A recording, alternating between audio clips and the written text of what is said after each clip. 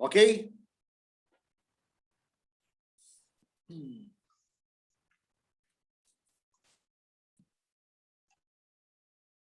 Irmãos queridos, mais uma vez a gente está junto para pensar em uma direção que o Senhor tem falado com a gente, tem tratado com a gente, acerca da identidade que eu e você temos em Cristo. Só para dar assim, eu vou repetir um pouco do que o Toninho já trouxe aqui na nossa reunião, dando um pano de fundo aos irmãos, acerca do que a gente vem ministrando e pensando juntos sobre identidade. Eu estava conversando com o Toninho há um tempo atrás, e na nossa caminhada a gente conversou sobre identidade, lembrou-se, inclusive, da experiência de Jesus no deserto, quando tentado. A abordagem de Satanás com Jesus era toda acerca da centralidade da identidade de Cristo como Filho de Deus. Você vê que Satanás no deserto falava com Jesus o tempo inteiro, tentava Jesus todo o tempo no sentido de se ele era Filho de Deus. Se tu és o Filho de Deus, lembra? Repetidamente ele dizia, se tu és o Filho de Deus. E quando a gente começou a ministrar sobre isso, irmãos, sobre o resgate da nossa identidade no que diz respeito à filiação, o Senhor começou a abundar em nosso coração e transbordar esse assunto, de maneira que a gente percebeu nitidamente que não dava para falar desse assunto de maneira breve, rápida. E a gente quer dar aos irmãos, como tu me mencionou bem, um conteúdo profundo, permanente, um conteúdo doutrinário que os irmãos utilizem. Então, a gente tratou sobre esse assunto de filiação como uma primeira parte, que eu e você somos filhos de Deus e, tal qual Jesus, a gente não pode deixar que Satanás roube da gente o entendimento de um filho, o status de filho, porque isso nos desvirtuaria fortemente daquilo que Deus tem para a gente. Depois disso, nós começamos a falar sobre a aculturação, o modelo, a maneira como Satanás governa a vida das pessoas através do processo cultural. Você nasce em um contexto familiar que constrói cultura, você cresce em um contexto social. A filosofia diz que você é fruto do meio onde você nasceu. E essas coisas todas vão juntando em você placas de cultura. Bom, para o primeiro tópico, eu recomendo você, se não lembra, ir lá no YouTube, no nosso canal do YouTube, e assistir a mensagem sobre filiação. Depois, quando eu entrei em cultura, aí o Senhor transbordou de maneira incrível. Incrível, irmãos. E nós começamos a ministrar o primeiro, o segundo, o terceiro tópico em uma mensagem, um dia de domingo, quando eu comecei a falar sobre a contramão da aculturação. E no quarto item, que seria a construção de vínculos amáveis, esse item se transformou em 12. Aí a gente transbordou para mais 3 semanas. Então, a aculturação virou 3 mensagens, 3 ou 4, e se eu queria 3, o Toninho está ajudando 3, eu queria animar você a ir no YouTube, assistir de novo as mensagens sobre o problema da aculturação. A primeira estratégia maligna para roubar a identidade da gente é roubar a gente a condição de filho. A segunda estratégia é te fazer acreditar nesse processo aculturador de ter nascido em uma família e ser parte de uma sociedade. Lembra que Jesus falou assim, se alguém quiser vir após mim, negue-se a si mesmo. Esse si mesmo não é você, porque você tem uma cultura em Cristo, antes da fundação do mundo. É o que diz Efésios, capítulo 2, versículos 10. O si mesmo é aquilo que você recebeu na família onde você nasceu e na sociedade onde você cresceu. Bom, falamos sobre isso de maneira profunda, gostosa e bastante intensa. Procura lá no YouTube a série de mensagens sobre cultura, na contramão da aculturação. Seguindo essa mensagem de identidade, hoje eu quero abordar um outro aspecto com você, eu quero chamar você para pensar comigo sobre outro aspecto que seja o das emoções sadias. Uma das estratégias, a terceira estratégia que eu quero pensar com você é o ataque nas emoções. Quanta gente não consegue viver, experienciar a identidade que o Senhor os chamou para ter, a identidade que você tem o direito de viver em Cristo, por causa de problemas emocionais. A obra de Deus na minha vida e na sua vida, ela também passa pelas emoções. Eu queria chamar você para a gente ler a primeira carta de Paulo aos Tessalonicenses, capítulo 5, versículos 23 e 24. E eu vou avançar com você nisso. Que o Senhor nos fale, que o Senhor nos revele, que o Senhor leve o nosso pensamento cativo diante de Deus, que o Senhor quebre em nós toda a resistência e nos edifique na sua palavra, de maneira que a gente seja livre das cadeias emocionais que tão terrivelmente prendem a vida de tanta gente. Tessalonicenses, primeira de Tessalonicenses, capítulo 5, versículos 23 e 24. Onde está escrito assim: e o mesmo Deus de paz vos santifique. Santifique, os separe. Santifique não é os torne perfeitos. Você entenda isso. Santifique, os faça ter uma vida separada. Santo é separado. Então, que o mesmo Deus de paz os santifique em tudo, em todo o vosso espírito e alma e corpo, sejam plenamente conservados, irrepreensíveis para a vinda de nosso Senhor Jesus Cristo. Fiel é o que vos chama, o qual também o fará.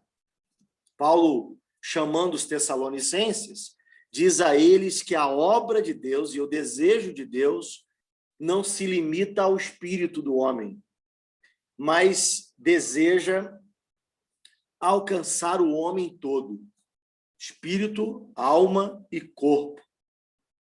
Fazer uma obra no homem inteiro, no espírito dele, nas emoções, na psique, na alma e também no corpo. E no versículo 24 ele fala: fique tranquilo, aquele que chama é responsável para fazer aquilo que deve ser feito. Fique tranquilo, isso não é algo que você vai fazer, mas é algo que Deus vai fazer em você. E aí chama a igreja tessalônica a experimentar a vida de Deus através de uma plenitude da obra de Deus, de uma inteireza da obra de Deus, que seja ministrar ao espírito, à alma e ao corpo. Se você não tem uma alma alcançada, essa alma atrapalha o espírito, interfere no espírito. Se você não tem uma alma sarada, sadia, essa alma interfere o avanço de Deus e a caminhada de Deus na sua vida, na sua história. É muito importante entender se o Senhor alcançou sua alma. Há quem pense que Deus quer só o meu espírito. Há quem pense que Deus quer ministrar no meu espírito e isso se resume. Isso basta. Mas, na verdade, não é assim. Deus também quer ministrar a sua alma, a fim de que você seja aquilo que nós vivíamos falando, um espírito que possui uma alma e habita um corpo. Então, que seja essa alma sadia, livre, sem medo, sem problemas de rejeição, sem problemas de valor próprio, sem problemas de emoções limitantes. Gente que não é interrompida, que não é limitada, que não é presa. Gente que não é governada por medos, por sentimentos negativos que se instalaram de alguma maneira nas emoções da gente, nas lembranças da gente. Eu venho aqui essa noite te trazer uma palavra de libertação. eu venho aqui essa noite ministrar sobre você. Eu não sei onde você está agora aí, eu não sei qual é o ambiente que você está, mas eu queria pedir a você que consagrasse esse momento na melhor medida possível. Você talvez esteja em casa, mas eu queria pedir a você que tente resistir à ideia de, por exemplo, enquanto eu estou aqui falando, ter a televisão ligada e acompanhar as duas coisas. Numa reunião online, há quem o faça. Eu não quero te condenar por fazê-lo se você o faz, mas eu queria essa noite te fazer um convite. Que tal desligar essa televisão? Que tal agora, talvez, sair um pouquinho desse ambiente onde tem outras pessoas com quem você precisa ouvir e falar? Eu queria te fazer um convite. Que tal agora, nesse momento, você separar para você ouvir a voz de Deus? Dar atenção a Deus. Porque, amado, a minha esperança é que enquanto estamos aqui refletindo, o Espírito Santo vai começar a ministrar o seu coração. E ele vai começar a invadir essa área aí onde existe a separação entre alma e espírito. E ele vai começar a operar. E eu queria que você se disponibilizasse para isso. Tivesse a sua atenção voltada para o Senhor. Não deixasse nada desviar a sua atenção agora. E eu quero convidar você a fazer isso. Primeiro, eu queria pensar com você sobre as possibilidades do medo, sobre as possibilidades de como você se enxerga e como você se vê. A Bíblia diz que como o homem se vê, assim ele é.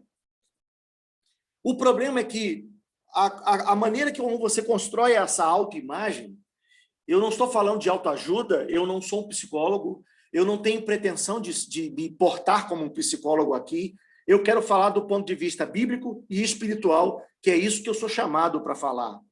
Então, ainda que as minhas expressões possam lembrar algum argumento de psicologia, por favor, eu não estou tentando te impressionar e nem estou tentando te influenciar. Eu quero andar pelo caminho bíblico e pelo caminho espiritual.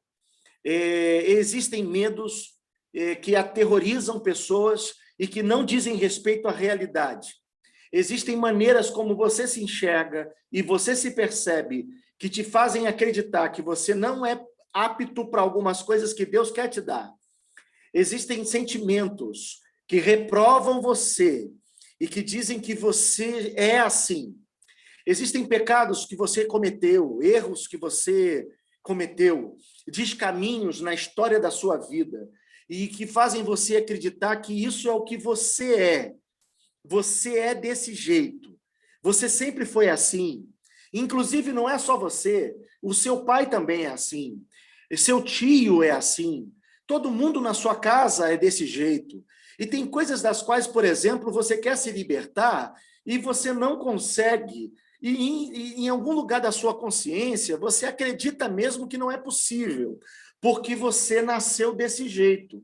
Ou você é parte de uma história desse jeito. Eu me lembro de Jacó, já falei com os irmãos tantas vezes sobre ele. Esse rapaz nasceu numa condição terrível. Houve um incidente horroroso. A sua mãe estava gestante de gêmeos e os fetos dentro da barriga atrapalharam o momento do nascimento. Foi difícil arrumá-los para nascer. E na hora de tirar um deles, o mais velho, naquele tempo era muito importante saber quem era o mais velho, o primogênito, né? O filho mais velho era o que recebia a maior parte da herança, a metade da herança era dele. O filho mais velho era o que recebia a autoridade sobre o clã. As famílias naqueles tempos se reuniam em clãs, eram sociedades, eram pequenos governos. E o filho mais velho tomaria o lugar do pai depois na liderança sobre o clã. O filho mais velho também herdava as heranças espirituais. Então, era muito importante saber quem era o filho mais velho. E aí, na hora de não tira um, tira outro, houve um dilema, houve uma insegurança, e as pessoas começaram a acreditar que havia uma luta dentro do ventre para quem nasceria primeiro. A mão de uma criança estava no pé da outra. E eles começaram a acreditar que eles estavam disputando o lugar de quem nasceria primeiro. A Bíblia diz que eles estavam lutando. Talvez isso te gere uma dúvida. Alexandre, mas a Bíblia diz que havia uma luta no ventre. Eu queria te pedir perdão e queria pedir você que me deixasse transmitir a minha consciência de fé. Eu não acredito que a Bíblia queira dizer que os fetos estavam desenvolvendo um momento de arte marcial dentro do ventre da mãe. O que eu acredito é que a Bíblia quis dizer que aquela comunidade acreditou que havia uma luta. A Bíblia não está dizendo que havia uma luta, ela está dizendo como as pessoas acreditaram. Então, elas diziam que porque havia uma luta na consciência cultural daquela gente, o primeiro bebê era o primogênito e o segundo bebê era o desgraçado sem vergonha que queria roubar o lugar do primogênito. Esaú cresce, o pai o ama por ser o primogênito, e o pai, em algum lugar da sua consciência, acredita naquela cultura e reprova o menino segundo e dá a ele o nome para que ele ficasse marcado, equivocadamente chamando-o de ladrão, de enganador, de usurpador, de sem vergonha. Seu nome era Jacó. Jacó quer dizer essas coisas. Ele cresce desse jeito, ele cresce acreditando que isso é o que ele era. A sua mãe se apega a ele, porque mãe, parabéns de novo às mães hoje. Mãe é um ser maravilhoso. A mãe aproxima, a mãe não tem condição de perceber um filho preterido. A mãe não tem condição de perceber um filho desprezado. Quando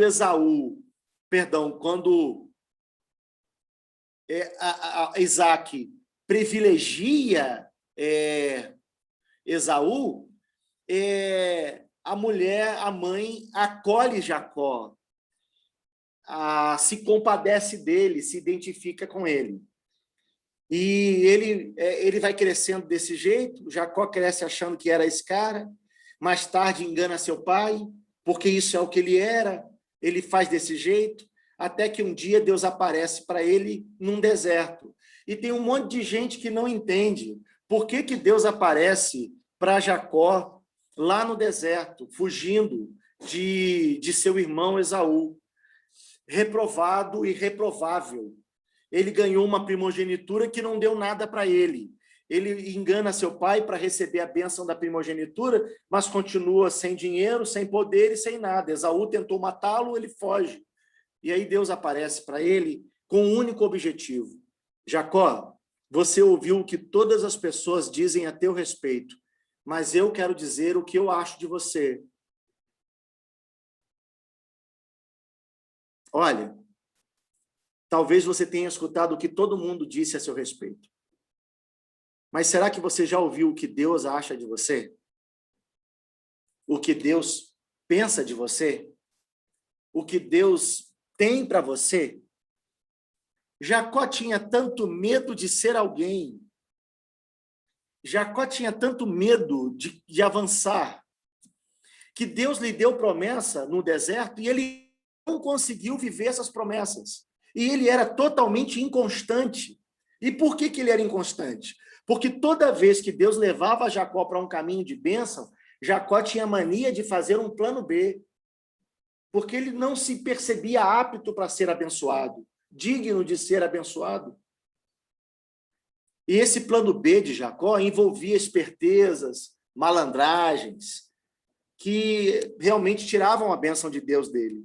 Até o dia que ele vai se encontrar com Esaú, faz seu plano B, caso Esaú não o amasse, não o perdoasse, ele tenta articular um outro plano, mas numa caverna, ao dormir, Deus se encontra com ele. Ele estava cansado de plano B. Ele estava cansado de ficar entre ser aquilo que Deus dizia que ele era e ser aquilo que a consciência dele dizia que ele era.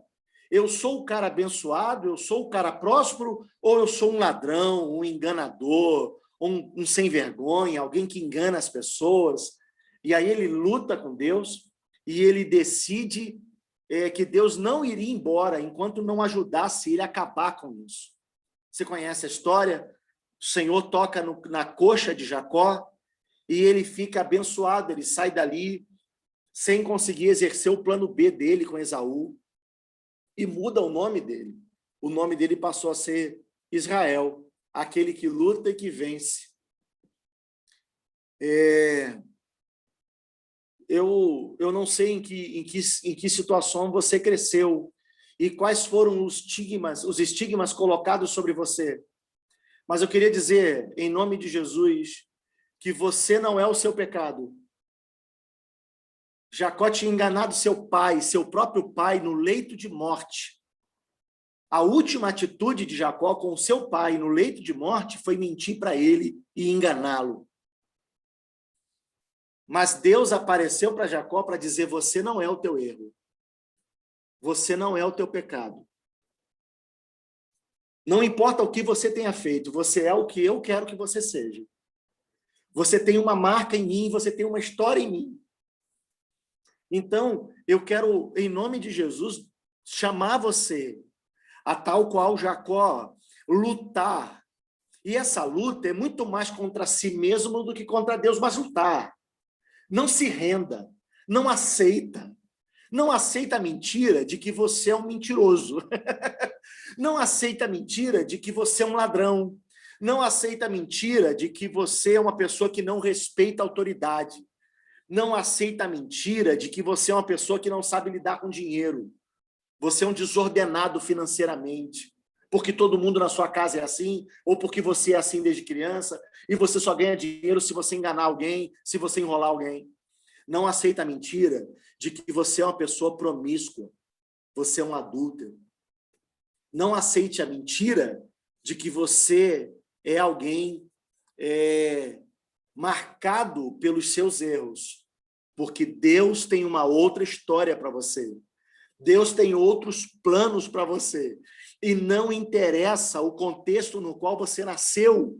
Tampouco interessa os planos, os caminhos de pecado que você escolheu, as escolhas erradas que você fez.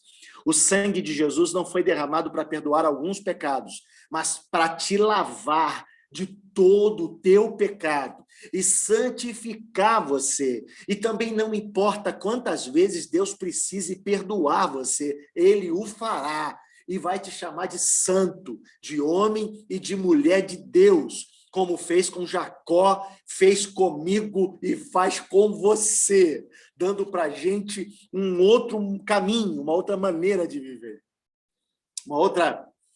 Uma outra coisa limitante que existe sobre a vida das pessoas é a rejeição. Quanta gente vive se percebendo rejeitada.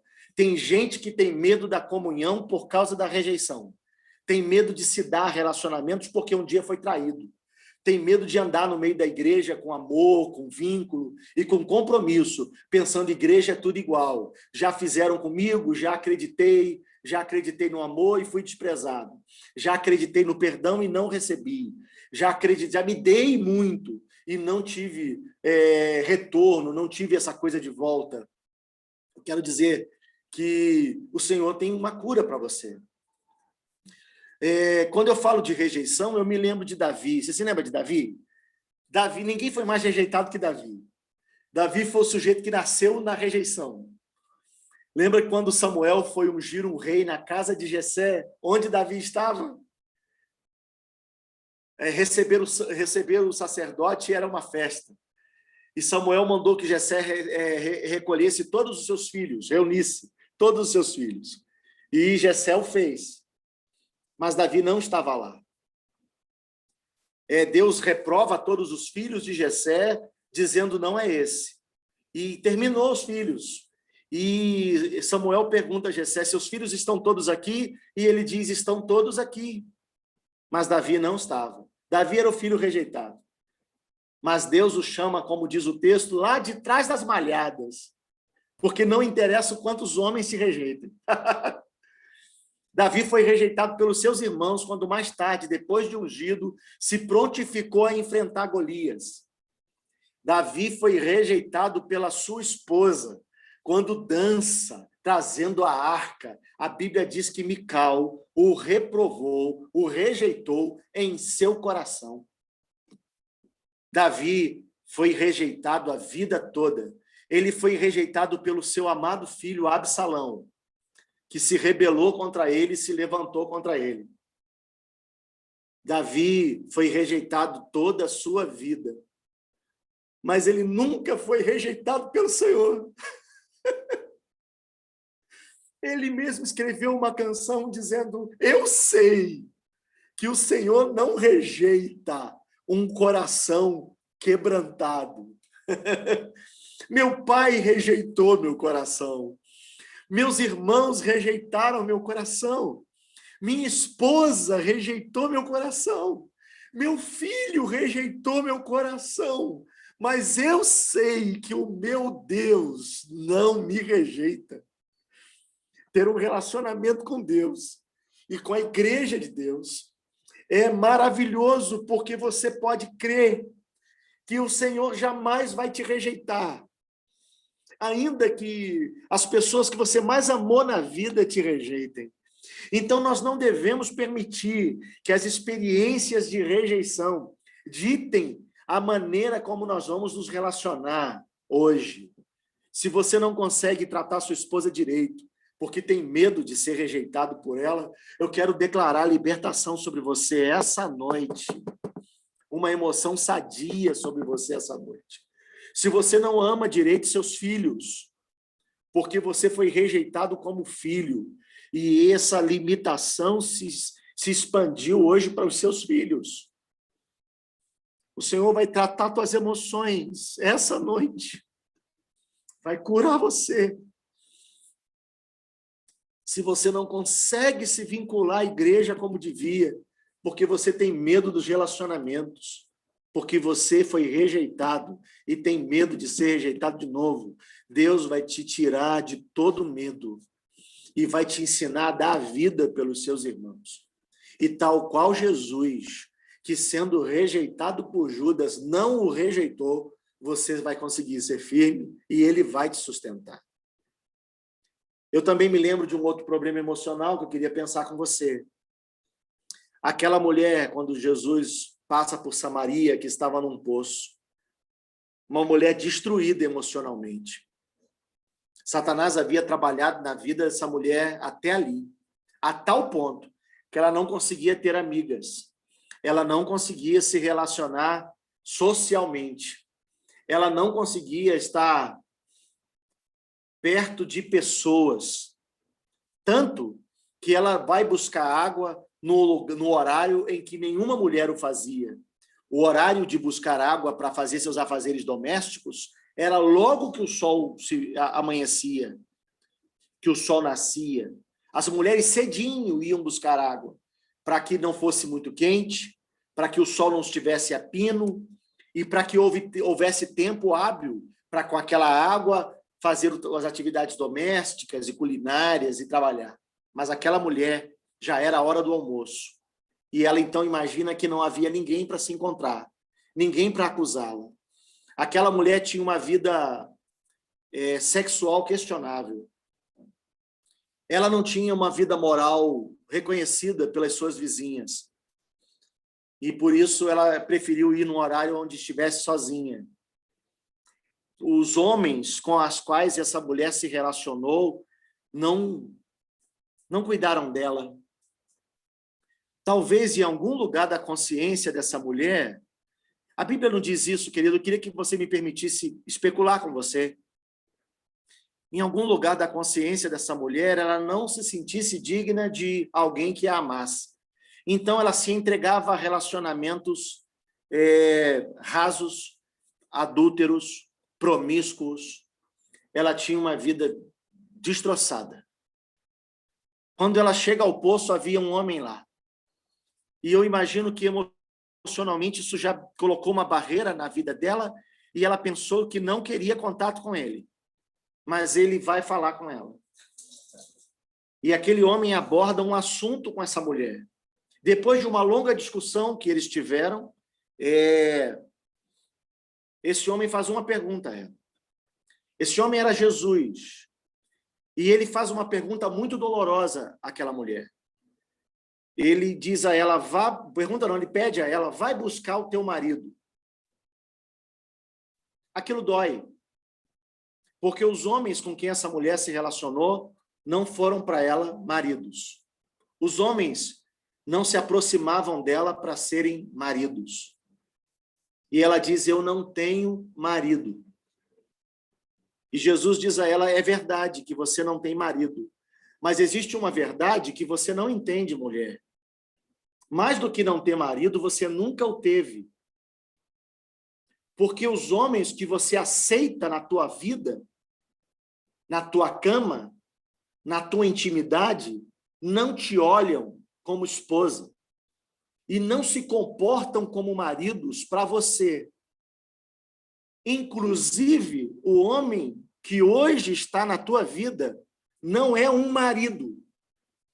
O que eu acho, amados, que Jesus estava dizendo para essa mulher é a diferença entre ter um marido, ter uma vida conjugal, ter uma aliança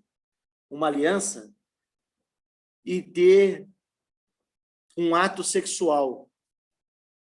O que eu acho que Jesus estava dizendo para essa mulher era que ela se permitia a intimidade, ela permitia que homens se deitassem na sua cama, mas muito mais que isso, ela permitia que homens se deitassem na sua alma, nas suas emoções, sem a honrarem como esposa, porque, de alguma maneira, ela é que não se amava.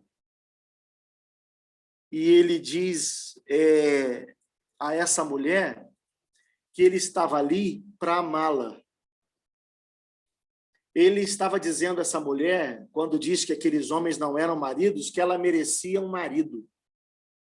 Ele diz a essa mulher, ele dá a ela uma condição e um status de esperança, de mudança de vida. E aí ele fala para ela assim, eu sou. Elas começam a conversar sobre o Messias, sobre boas novas, sobre evangelho. E aí ele diz, eu cheguei, sou eu que falo contigo, mulher. Os homens que passaram pela tua vida não te amaram, não te honraram, não foram maridos, mas eu sou o marido da igreja. Eu sou aquele que trato a minha igreja com honra. Eu trato com amor. Eu não vou usar você, eu vou privilegiar você. Você comigo tem honra, você comigo tem amor. Você em mim encontra o suprimento da sua necessidade. E você não precisa mais se deixar usar, porque você não é objeto de ninguém. Eu te liberto. Eu quebro as algemas emocionais que fizeram você acreditar que você merece ser usada, que você merece ser objeto de alguém, que você merece ser abusada, desrespeitada. Eu te dou um anel no dedo, uma aliança. Eu te dou honra. Eu te levanto. E essa mulher se sentiu tão empoderada que ela sai dali como evangelista e começa a chamar homens para vir a Cristo ver o que ele estava falando e o que ele estava fazendo. Alguns sofrimentos da gente, alguns pecados da gente acontecem porque em algum lugar da consciência da gente, Satanás reduziu o teu valor. E ele diz a você, homem ou mulher, que você pode se entregar à promiscuidade sexual, porque é isso que você é.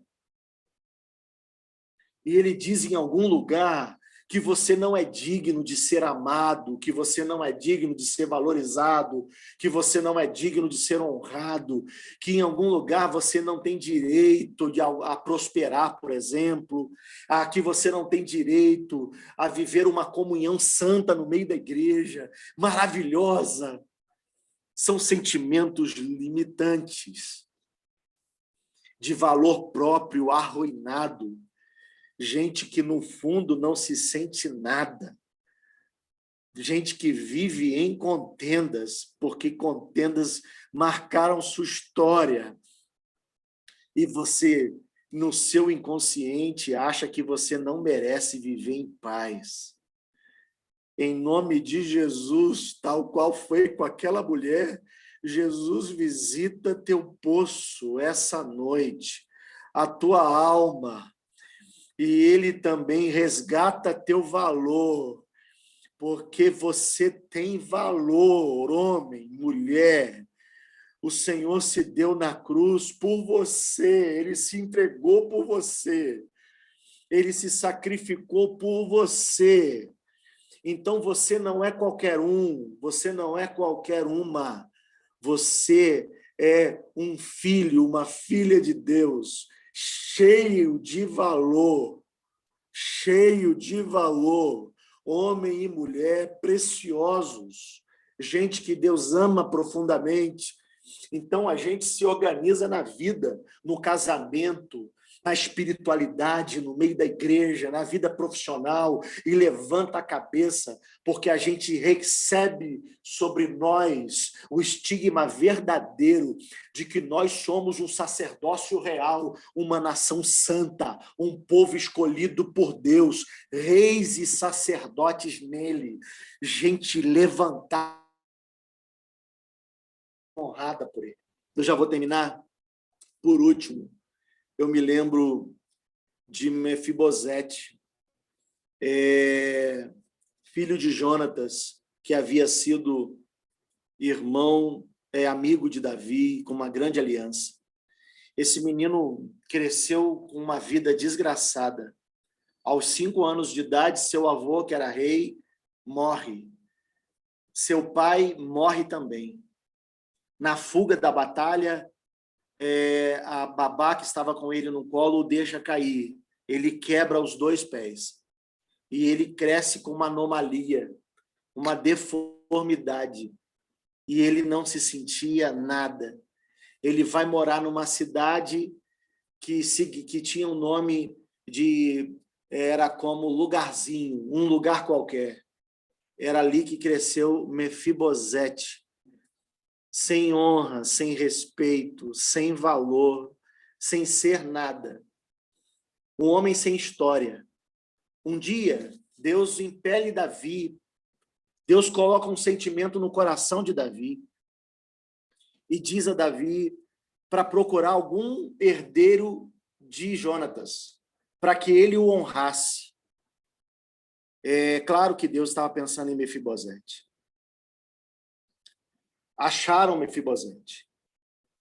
E Mefibosete foi trazido para se sentar à mesa de Davi. E Mefibosete recebe honra e dinheiro e respeito e dignidade que nunca havia tido na vida e que não se achava no direito de ter e no direito de viver. A história de Mefibosete fala de alguém com emoções limitantes, que cresce num ambiente reprovável. Ele, muito cedo, ele não tinha herança, ele não tinha dignidade. Naquele tempo, você era reconhecido pelo nome do seu pai ou pelo nome da pessoa mais importante da sua família. Sabe por que as pessoas diziam assim, Jesus, filho de Davi? Porque na linhagem de Jesus, a pessoa mais importante era Davi. Ele não era chamado de Jesus, filho de José, perdão. Ele não era chamado de Jesus, filho de José. Ele era chamado de Jesus, filho de Davi. Porque Davi, o nome mais importante da história de Israel, fazia parte da linhagem. Então, a sua linhagem era muito importante. Mas a linhagem de Mefibosete era de um rei endemoniado, que Deus reprovou e rasgou o trono. Mefibosete aleijado, sem direito a nada, destinado à mendicância, viver de esmolas. E acontece um milagre na história de Mefibosete. O rei o chama e diz: você vai se assentar à minha mesa, e você vai comer da minha comida, e você vai desfrutar do meu prestígio. Davi dá essas coisas a Deus. Mefibosete é uma referência de qualquer homem como eu e você, que nasce num ambiente reprovado. Talvez você tenha nascido num ambiente sem cultura, por exemplo.